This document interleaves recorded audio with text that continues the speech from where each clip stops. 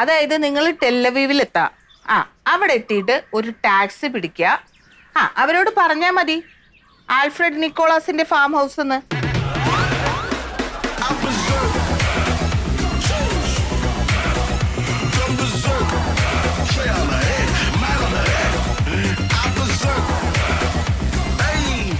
അതിനൊന്നും ഒരു മാറ്റമില്ല. 2 ലക്ഷം രൂപ. 2 ലക്ഷം തന്നെ കിട്ടും. ശരി, എന്നല്ല ഞാൻ വിളിക്കാം. എന്തെങ്കിലും ആവശ്യമുണ്ടെങ്കിൽ എന്നെ വിളിച്ചോളൂട്ടോ. വീഡിയോ കോൾ ചെയ്താൽ മതി കേട്ടാ. ശരി ശരി. നമസ്കാരം ചേച്ചി.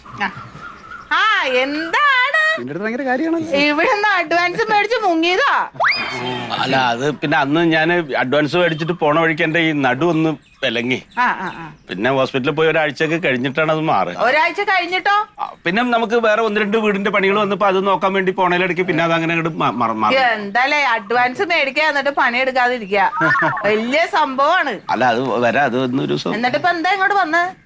ചേച്ചി, ഞങ്ങള് ഒരു വാട്സാപ്പ് ഗ്രൂപ്പിലെ ഇസ്രായേലിലേക്ക് പണിക്കാരെ വേണമെന്ന് പറഞ്ഞ ഒരു മെസ്സേജ് ഉണ്ട്. അപ്പൊ അതിൽ കണ്ട നമ്പറിൽ ഞാൻ മെസ്സേജ് ഇട്ട്. അപ്പൊ ശീതളൻ എന്ന് പറഞ്ഞ അണ്ണൻ പറഞ്ഞ് ഇവിടെ വന്ന് ചേച്ചിയെ കണ്ടാൽ മതി, എല്ലാ കാര്യങ്ങളും ചേച്ചി പറയുന്നു. അത് പിന്നെ ശീതളേട്ടൻ ഇസ്രായേലിൽ ഭയങ്കര തിരക്ക് പിടിച്ച പണിയിലല്ലേ, ഈ കാര്യങ്ങളൊക്കെ നോക്കണത് ഞാനാ. ശരി ശരി. ഞങ്ങൾക്ക് എല്ലാവർക്കും ഇസ്രായേലിൽ പോകണമെന്നുണ്ട്. അല്ല, അങ്ങനെ വെറുതെ പോകാൻ പറ്റില്ല. കുറച്ച് പൈസ ചെലവൊക്കെ ഉണ്ട്. ഞങ്ങൾക്കറിയാം, അത് ചെലവുണ്ടാവും. പിന്നെ ചുമ്മാ പോകാമല്ലോ. അത് മാത്രല്ല, അവിടെ പണിക്കാർക്കാണ് പോകാൻ പറ്റണത്. അല്ല, ഈ തൂമ്പ പണിക്കാരനാണ് അവിടേക്ക് കൊണ്ടുപോകണമെന്ന് പറഞ്ഞു. ഞാൻ ഓട്ടോറിക്ഷയാണ് ഓടിക്കുന്നത്, പക്ഷെ എന്റെ അച്ഛൻ ഈ പണി അറിയാം. ആയിക്കോട്ടെ, അങ്ങനെ വെറുതെ പറഞ്ഞാലൊന്നും അങ്ങോട്ട് പോകാൻ പറ്റില്ല.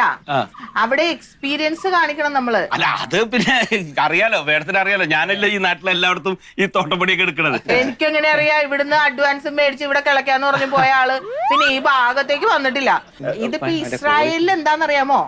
2 ലക്ഷം രൂപയാണ് ഒരു മാസം ശമ്പളം. അപ്പൊ ഈ 2 ലക്ഷം വെറുതെ ഒന്നും കിട്ടില്ല. അല്ല മാഡം, ഈ തോട്ടപ്പണിക്കാർക്ക് തന്നെയാണോ ഈ 2 ലക്ഷം റുപ്യ മാസം ശമ്പളം? അതെ, 2 ലക്ഷം രൂപ ശമ്പളം ഉണ്ട്. അത് വെറുതെ കിട്ടൊന്നുമില്ല, നന്നായിട്ട് പണിയെടുത്താലേ തരുള്ളൂ. പക്ഷെ അവിടെ പണി കിട്ടണമെങ്കിലേ ഇതിൽ എക്സ്പീരിയൻസ് ഉണ്ടെന്ന് ഞാൻ പറയണം. അത് മാത്രല്ല, കയ്യിലെ തഴമ്പ് കാണിക്കണം. ഉണ്ടല്ലോ. എവിടെയുണ്ട്? എവിടെയുണ്ട് പണി എടുക്കാത്ത? ഇതെന്താ?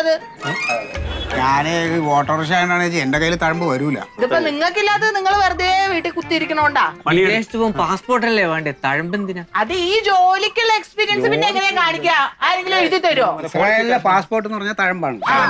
മാഡം, ക്വാളിഫിക്കേഷനോ? 7ാം ക്ലാസ്സിൽ പഠിച്ചു. വേറെ ഒരു ക്വാളിഫിക്കേഷനും വേണ്ട, തഴമ്പ് കയ്യില് തഴമ്പ് വേണം. ചേച്ചി, ഇതിപ്പോ എപ്പോഴാണ് പോണത്? ഇതിപ്പോ മാർച്ചില് ഒരു ഫസ്റ്റ് ബാച്ചിനെ വിടണ കാര്യം ശീതളേട്ടൻ എന്നോട് പറഞ്ഞിട്ടുണ്ട്. അപ്പൊ ഇനി 1 മാസം സമയമുണ്ട്. ഈ 1 മാസം കൊണ്ട് ഞങ്ങൾ പുറത്ത് പണി എടുത്തിട്ട് കയ്യില് തഴമ്പുണ്ടാക്കാം. ഇപ്പൊ പുറത്തു പോയി പണിയെടുത്താൽ എനിക്കത് കാണാൻ പറ്റില്ലല്ലോ.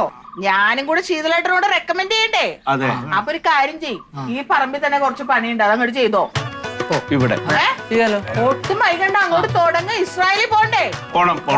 കയ്യിൽ തഴമ്പ് വരണ്ടേ? നമ്മളെ ഇതൊന്നും തൂമ്പയൊന്നുമില്ല. നമ്മളെ തൂമ്പയൊക്കെ ഇവിടെ പുറയിൽ ഇരിക്കണ്ടല്ലോ.